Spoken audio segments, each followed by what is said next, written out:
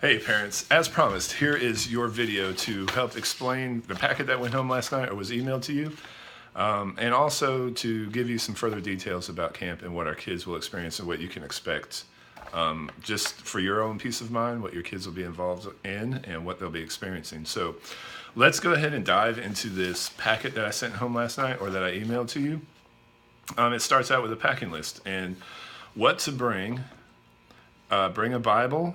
And if your kid doesn't have a Bible, they only have a Bible app, this would be a great time to get them a Bible because there won't be any phones allowed for students at this camp. So the app won't be available. Plus, we don't have any Wi-Fi in this camp either. They want to bring a pillow. They definitely want to bring a blanket or a sheet to sleep under, or a sheet to lay down on the mattress. The mattress and the beds are actually pretty dense and pretty sufficient.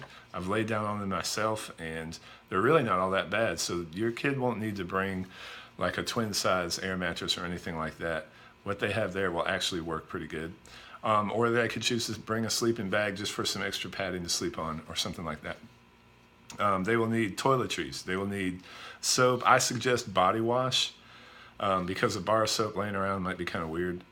Shampoo, deodorant, definitely deodorant, please. Toothpaste and toothbrush are huge. We definitely want kids with clean smelling breath. They need a towel, which they may want to bring 2 towels. One for our water recreation, which I'll get into in just a little bit. The other for showering. They will need some play clothes and shoes that would go along with getting athletic, playing games where they'll be running or where they will be making quick movements and stuff like that. So they want to wear shoes appropriate for that. You don't want to send your kid with just like Chacos and flip-flops or slides or something. You definitely want them to have a pair of tennis shoes. Swimming clothes. I have there, keep it modest. We do have a 150-foot long water slide that will, as the kids leave the water slide, they actually launch out into the lake and land. There's also like a 20-foot tall iceberg.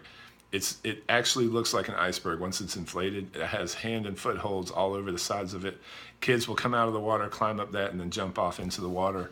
We also have canoeing and fishing and all kinds of stuff. So bring clothes that they can keep it modest and have a really, really good time without looking, totally weird or something. Definitely want to bring slides or flip-flops because there will be times where it's real appropriate to wear that kind of stuff, especially in showering, in case a kid doesn't want to stand on bare feet in the shower. You want to bring sunscreen, and an optional thing is bug spray in case there's any bugs that your kid might be allergic to or something like that. And also, this is last but certainly not least, a decent outfit for our evening services and supper. And I will talk a little bit more about that as I get into our schedule. Now for things not to bring.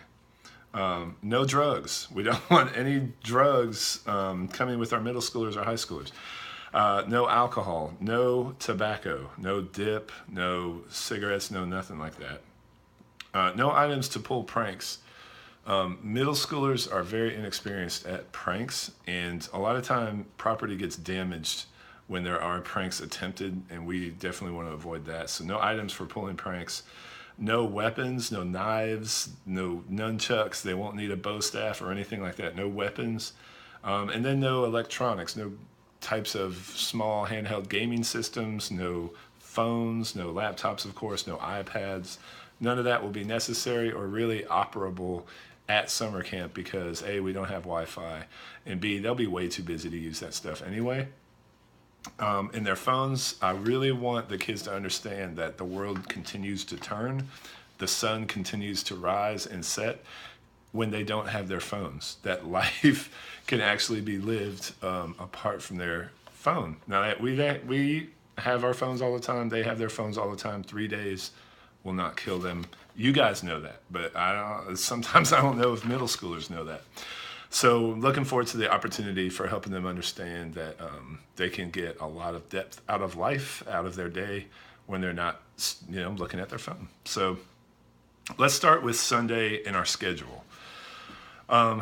We cannot check in to our camp until 4 o'clock on Sunday. And the reason is because there is another group that will be there probably until about 1 o'clock on Sunday. So for them to be able to clean up and get everything ready for us to come, they are allowing us to check in at 4. So here's what we're going to do. From 12:30 to 1, we will have lunch on the hill. We will be loading up to leave, loading up our cars and our vans that we're going to be taking up there. So here's what I suggest. I suggest all of us attend the 9:15 service on Memorial Day weekend, that Sunday, May 28th. And in that way, we'll all have our stuff and all that on the hill. After the 9:15 service, just go to the hill, and from 11 o'clock to 12:30, we'll just be kind of hanging out. We'll be loading up. We'll be getting all of our last second stuff done. And then from 12:30 to 1, we will have our first devotional. Miss Anna Gamble is going to be leading worship for us that week, so we'll have a song at that time. And by 1:15, we will be heading out and going to Camp Tugelo. It takes about 45 minutes from the church to get to the camp. So we will arrive at the main campus of the Georgia Baptist Conference Center at 2 o'clock. And from 2 to 4, we will be on their main campus game field, which is huge, and they offer several different things that we could play, and it's going to be really, really good. So from 2 to 4 will be a game and an activity time. We will be done at 4 and head over to Camp Tugelo, the side campus. It's about a quarter mile up the road from their main campus. And once we're there, again, we just feel like we're 100 miles away from everything. So at that time, from 4 to 6, we'll have an afternoon snack. We will begin showering and cleaning up. Each of our cabins has 2 showers and 2 toilets in it. So I want to give the kids ample time to be able to take showers, because there will be 17 or 18 kids in one cabin, for guys and for girls. Our leaders will be showering in a separate cabin. So at shower times, leaders will not be in the cabins with the students. However, there will be a leader or 2 in the cabin at night as the kids go to sleep. If we don't have an adult presence there, then kids, especially middle schoolers, because for some of them this is really new and exciting, and they just will not go to sleep. So there won't be anybody there to put them to sleep. So with the adult presence there, we make sure everything's taken care of as far as property-wise. We also make sure the kids get to bed at a decent hour. All right. So leaders will be in cabins in the nights, but during cleanup time and showers and all that, there are no leaders in the cabins. And vice versa, leaders will shower in their own cabins and students will not be in there either. So, all right, so from 6 o'clock, from 7 o'clock to 8 o'clock on that day, we will have our supper. From 8 to 9, we will do our evening service. From 9 to 9:30, we will have our group time where students will break after service and begin breaking down the passage that we're using and how to apply that to our lives. Because after all, our camp theme is doer, and we want to help these students understand to take that next step to this is more than just something that we hear. This is a life that we live prescribed by God, and we are to go and be doers of his word and not hearers only. So our group time will be all about how do we actually go and do what we just heard. Then we will have a snack for them in the evening from 9:30 to 10. And from 10 o'clock to 11 o'clock, we'll have a hang time. I'm sure leaders will be playing board games and card games and all kinds of stuff with the kids in their cabins. And then 11 o'clock, lights out. That'll be just our first day. And then our second day, we start out at 8 o'clock in the morning, rise and shine, breakfast from 8:30 till 9. I have a really great lady named Miss Connie Presley that will be running our kitchen for us. And she has Kimmy Gary to help her out in there. And they'll be serving breakfast from 8:30 to 9. 9 to 10 is our morning devotion. We will have a song at that time led by Miss Anna Gamble, and We will also spend time in groups talking about our passage and our devotion. From 10 until noon, we will have our water recreation. From noon to 1:30, we're going to change, get out of our wet clothes, get into our game clothes, have lunch, and then from 1:30 to 4:30, we'll have our game time. From 4:30 to 5, we'll have an afternoon snack. 5 to 7, we'll be cleaning up, getting dressed for our evening events. This is where that decent outfit for our evening services comes in. Nothing too formal, but nothing too casual. We don't want to show up in like cut off jeans and flip flops and stuff like that for our evening service. We want to present ourselves fairly well. So nothing too fancy, but make them look decent. 7 to 8, we'll have supper. 8 o'clock to 9 o'clock is our worship service. Anna will be leading worship there. I'll be speaking. 9 to 9:30 is our group time, session 2. 9:30 to 10, evening snack. 10 to 11, hang time and lights out. That's our Monday schedule, and our Tuesday schedule will be the exact same thing.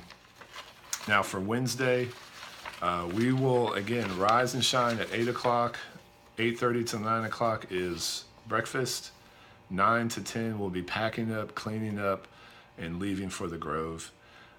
We get to the Grove with all of our transportation, and as we drop off, we pick up the high schoolers, and then they come and join camp. So we will be back at the Grove around 11 o'clock or so on Wednesday morning. All right, so we were going to do water rec 1 hour a day, Sunday, Monday, Tuesday, but now that we found out that they don't do water rec on Sunday, now we get 2 hours on Monday, 2 hours on Tuesday, so the kids actually picked up an extra hour of water rec. Instead of 3 hours, they get 4, so they were excited to hear that. So those are some of the things. We want you guys to know that more than anything, we want to keep your child safe. My own children are going to be at the camp serving when the middle schoolers are there, and then as campers once the high schoolers are there. My wife will also be there acting as our camp nurse. We will have people there to take pictures. I will be posting things on social media. I will be texting you guys to keep you updated. I will be doing Facebook Live videos on the Grove Middle School page. So be looking for all of this stuff. Even though your kids don't have phones and won't be putting out social media, anything, I definitely will be. So you can follow everything that your kid's experiencing through the social media outlets that I provide. Probably our Facebook page will be your best bet, but I will also text you guys as well. So that's basically it. If you guys have any questions about anything at all, please do not hesitate to get in touch with me. The best way to do that is by text message. My number, of course, is 706-248-2916. Doer is our theme. And 9 days away from camp, man, I cannot wait to get out to Camp Tugelo and to invest in your kids' walk and invest in your kids' faith and really just have a great time together. So it's going to be a really fun time, but it's going to be a deep time as well. And I just think your kids are going to love it. So I can't wait to get them out there. Thank you guys so much for trusting us with them. And any questions whatsoever, please don't hesitate to contact me. I will see you guys soon. Take care. God bless.